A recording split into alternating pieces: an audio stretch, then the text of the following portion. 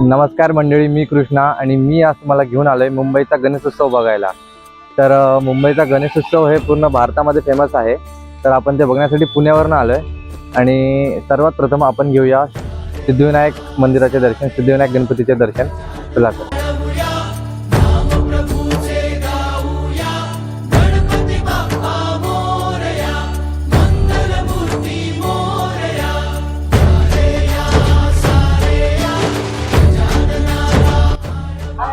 तर दर्शन खूप छान प्रकारे झालं आणि मंदिराच्या गाभाऱ्यामध्ये मोबाईल अलाउड नसल्यामुळे मी शूटिंग वगैरे नाही काढू शकलो।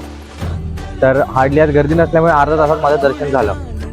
तर आता नेक्स्ट म्हणजे आपण मुंबईचं स्पेशल म्हणजे मुंबईची शान म्हणजेच लालबाग गणपतीचं दर्शन करायला जाणार आहोत। तर चला, तर आता मी आलो लालबाग गणपतीचं दर्शन करण्यासाठी आणि ते आता थोडी रश आहे आणि कदाचित 2 ते 3 तास लागू शकते दर्शनाला। तर चला दर्शन करूया।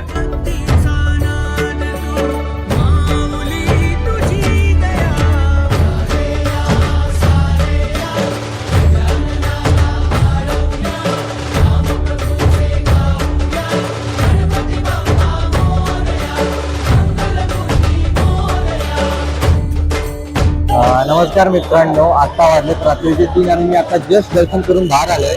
मी आता उभा आहे लालबाग गणपतीच्या मेन एंट्रन्स पुढे, एक्झॅक्ट मेन एंट्रन्स पुढे उभा आहे आणि हे एक भव्य एक मेन एंट्रन्स यावर्षी बनवण्यात आली आहे आणि त्यावरती एक भव्य गजमुख आहे। आता तुम्हाला दिसू शकेल की हे मेन एंट्रन्स आहे आणि तुम्ही बघा हा इथे किती गर्दी आणि किती उत्साहाचा वातावरण आहे बघा तुम्ही।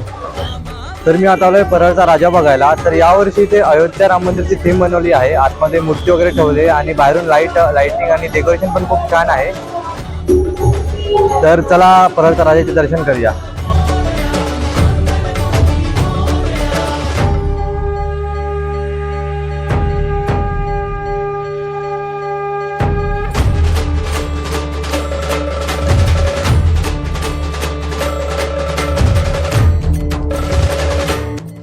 तर मी आता आलोय परळच्या लंबोदरांचं दर्शन करायला।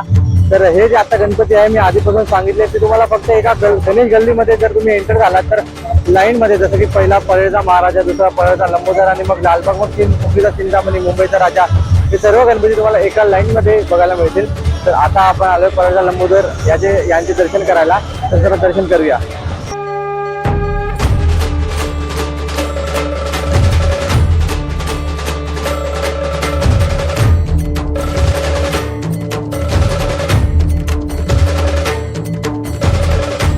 तर आता जस्ट चिंतामणीचं दर्शन घेऊन बाहेर पडलोय। यावर्षीची मूर्ती म्हणजे खरंच डोळ्यात पाणी आणि अंगावर काटा। तर आजचा हा व्लॉग आपण इथेच संपवूया। तर भेटूया पुढच्या व्हिडिओमध्ये।